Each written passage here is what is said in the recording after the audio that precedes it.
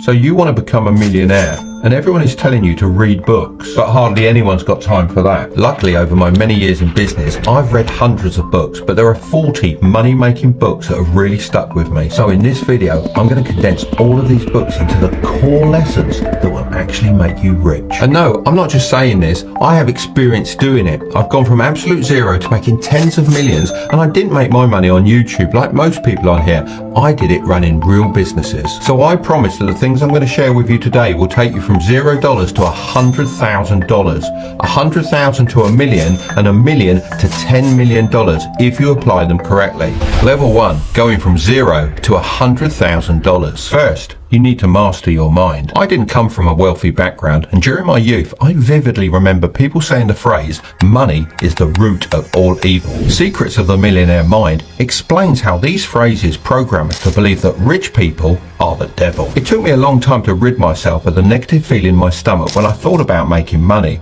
If I'd have read this book sooner, it would have helped me realize this issue earlier. Once I got over this hurdle, I had to ask myself, what is money actually for? For me, the answer was freedom. The psychology of money puts it a little differently and says it's all about control, but I suppose the goal is the same, to be able to do whatever you want, whenever you want. It also touches on how there's a clear difference between the rich and the wealthy.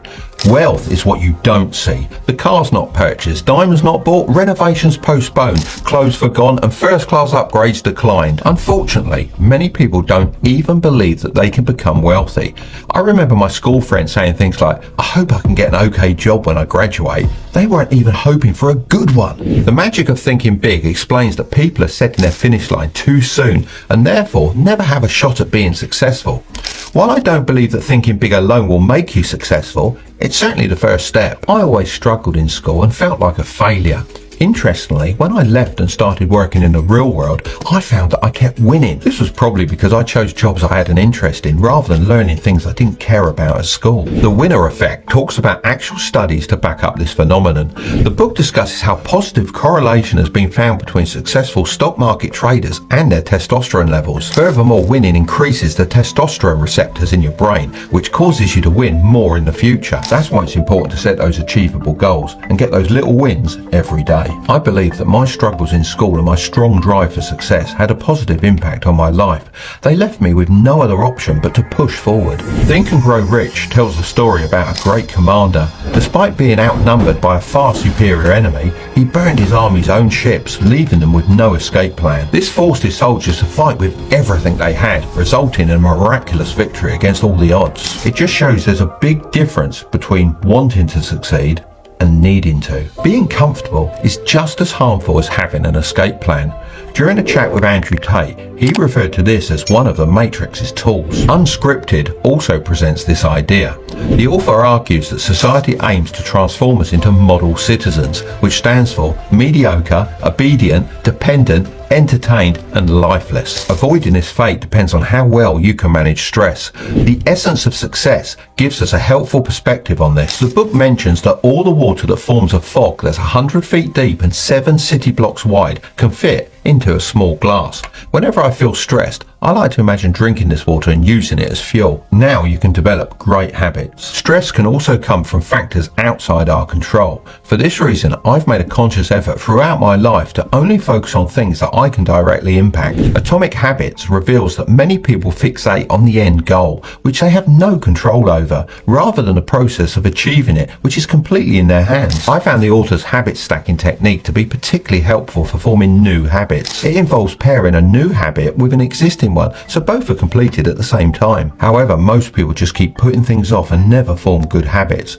I know far too many people who just go through the motions without any direction, and before they know it, time has run out. The 7 Habits of Highly Effective People stresses the importance of always knowing where you're going and thinking about how you want to be remembered. I know this provides me with extra motivation, but this is only one part of the equation. The 12-week year suggests treating a year as 12 weeks to create a sense of urgency. This really hit home for me, as I know I work best under pressure. Although short-term pain is often necessary for long-term gain, It can be difficult to remember this when faced with challenges. The art of getting things done emphasizes the importance of not relying on your brain to remember all your tasks. Instead, capture them on a phone or a notepad. This way you can organize your tasks without getting them confused, and you can also be selective with how you spend your time. Essentialism reminds us that for every task we say yes to, we have to say no to many others. Therefore, it's important to value yes and not be afraid to say no. After adopting these habits, you should start building high-value skills. I've previously said that I don't like the advice, follow your passion. However, So Good They Can't Ignore You takes it one step further. The author interviewed many people who loved their jobs. He found that most of them didn't initially have a passion for their work. Rather, as they improved, their love for their work grew. So what skills should you start building if you aren't necessarily following your passion? The Unfair Advantage suggests that to succeed in an unfair world, you need to play to your natural strengths. Find what you're better at than most people and lean into it. However, it's no longer enough to just possess high-value skills. Artificial intelligence is rapidly replacing many jobs.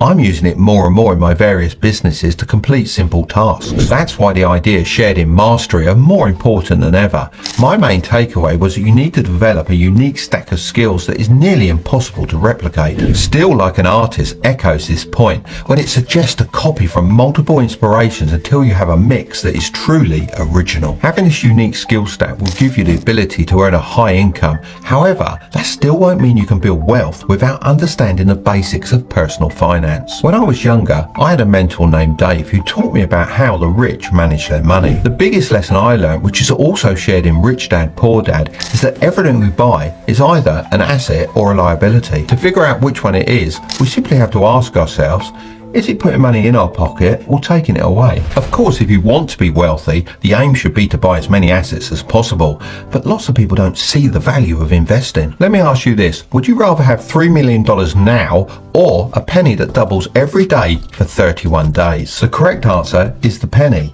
because it actually turns into $10.7 million. The compound effect uses this analogy to demonstrate the power of investing and gaining compound interest. Once most people get their head around this, they get very excited but end up jumping into the markets without really understanding anything. That's what happened in the pandemic. Everyone thought they knew what they were doing, but it was just a massive bubble waiting to burst. That's why I've always followed the principles laid out in the Little Book of Common Sense Investing. It states that trying to beat the market is a losing game. Instead, you should own the entire market. You can do this by investing in something like the S&P 500 or a broad market index fund. Interestingly, over a 35-year period, only 1% of mutual funds could beat the market by 2%. This means that index funds are a clear choice for the average investor. Although, as I do find them pretty boring, I also like to invest in more interesting stocks with a smaller part of my money.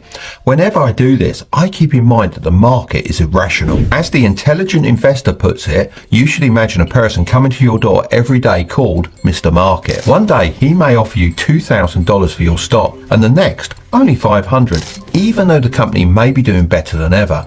This is because the price of the stock is based on demand and not the actual real world value. I only buy stocks if I'm prepared to ignore what Mr. Market says for a long time. Another phrase I live by is, if you love the store, chances are you'll love the stock, which was shared in One Up on Wall Street. This means if you've got a lot of experience of a company or product, you might actually have a bigger advantage than the pros when it comes to investing. Before we get to the next level, I have to make one thing clear. Reading books on investing can provide you with theoretical knowledge, but to truly succeed in investing and build wealth, you need to put that knowledge into practice. So if you are going to invest, you need to make sure that you're using a tool that provides you with all the necessary information to make informed decisions. This is where today's sponsor Moomoo comes in. If you're interested in building wealth, then you're really going to want to listen to this. It's a powerful investing platform founded in Silicon Valley with over 20 million users worldwide. You can trade stocks straight from your laptop, iPad or smartphone, whether in the United States, Australia or Singapore. You also don't have to worry about commission fees and account minimums. I personally really like the free tool they offer, which allows you to see what famous institutions are investing in and what sectors are performing best. As a beginner, you can also practice your trading ideas with a demo account before entering the market. If you sign up today using the link in the description, you can receive up to 15 free stocks, each worth between $3,000 and $2,000. That's an amazing deal. These free stocks can help you start building your investment portfolio right away.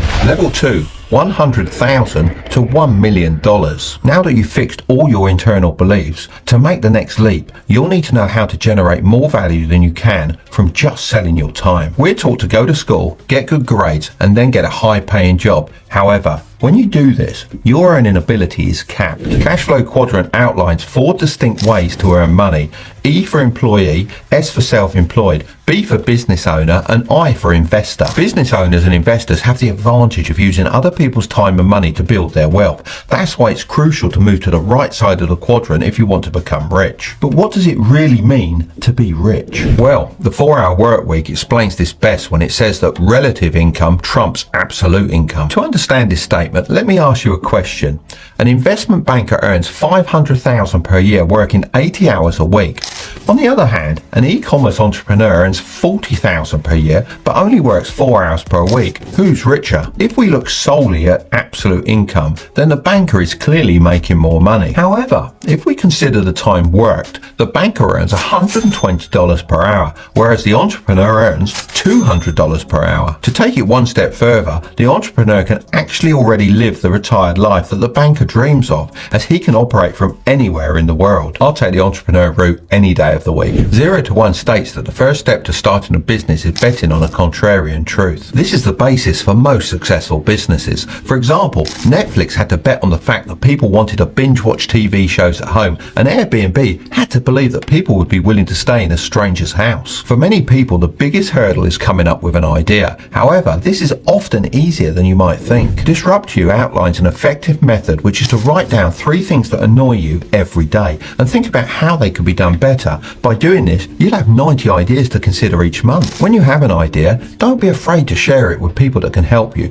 People tend to be too protective of their plans, but the truth is that an idea alone is usually not that great. The Lean Startup emphasizes the importance of execution and the use of the build, measure, learn feedback loop. This approach ensures that you don't create something nobody wants and allows you to pivot and adapt your idea as you go. There was an interesting study conducted on 108 new businesses across 30 industries.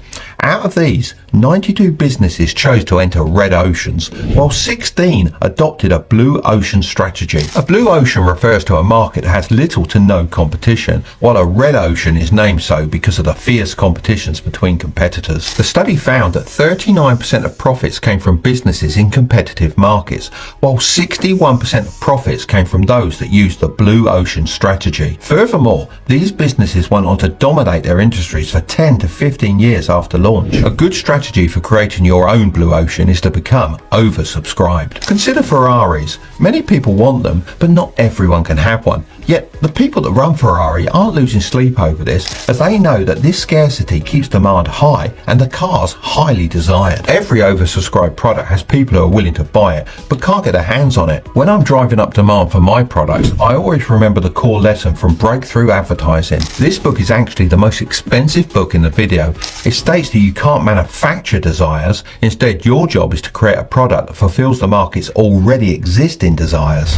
Level 3. $1 million to $10 million plus. Elon Musk wouldn't be nearly as successful as he is today if he didn't have the ability to inspire others to make his visions a reality. Influence, The Psychology of Persuasion is one of the best books on this topic. I've been using this principle in my model shops for years, as my employees are encouraged to help customers with quick repairs for free. I know that if we do this, the person's far more likely to come back in the future and make a much larger purchase.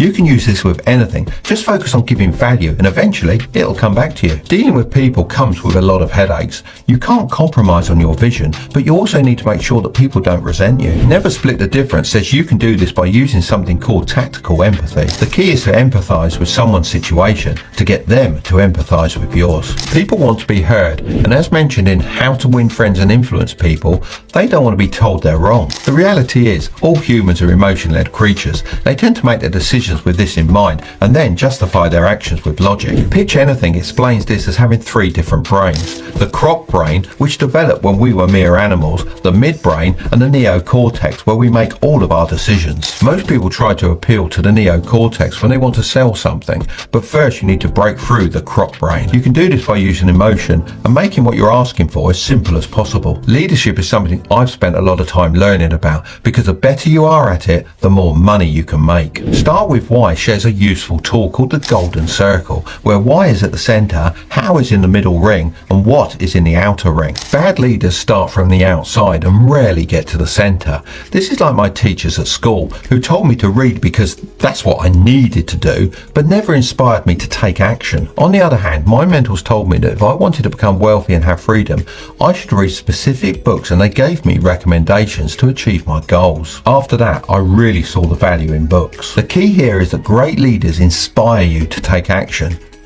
They don't tell you to. It may surprise you, but all leaders are pretty calculated people deep down. Reading the 48 Laws of Power opened my eyes to this even more. One of my favourite laws was number 11. Learn to keep people dependent on you.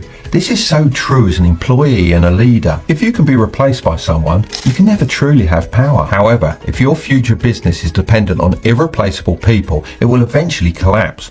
The reason why 80% of new businesses fail is that the person running it does not understand how to build systems and processes. The E-Myth outlines how most people who start businesses are not entrepreneurs, but rather just good at a certain skill. For example, someone who makes good cakes may not necessarily be able to run a successful bakery. These kinds of entrepreneurs often overinvest in their businesses, hoping that one day they will turn a profit. However, what often happens is the income slows down while expenses remain high, leading to the closure of the business and no profits. That's why adopting the strategy described in the book Profit First is crucial. The book proposes that entrepreneurs should run their business with the calculation sales minus profit equals expenses to ensure that they're always profitable. I believe one of the primary reasons I've succeeded in business for so long is by specializing in one specific niche, radio controlled models. Although it may seem small, I know I could be the best in my field. Good to Great describes this as having a hedgehog mentality. Each day the fox attempts new tactics to catch the hedgehog, but every time the hedgehog rolls into a ball,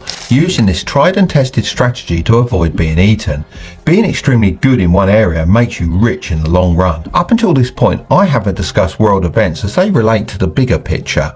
This is because I believe that you need not worry about them until you have the power to influence them. If you have a considerable amount of wealth, it may be worth reading The Fourth Turning, which suggests that every century consists of around 4 25-year historical blocks called the High, Awakening, Unraveling and Crisis. Another good one is The Changing World Order, which discusses the idea that every major superpower has its time and eventually declines. These can provide a perspective on how events and trends may impact the economy and society, which can be useful for making informed decisions about investments and business ventures, but aren't necessarily something to worry about if you haven't made at least 10 million in my opinion. I'm going to leave the next video right up there, but don't click on it just yet. Make sure to subscribe if you want to grow your wealth. Okay, I'll see you over there.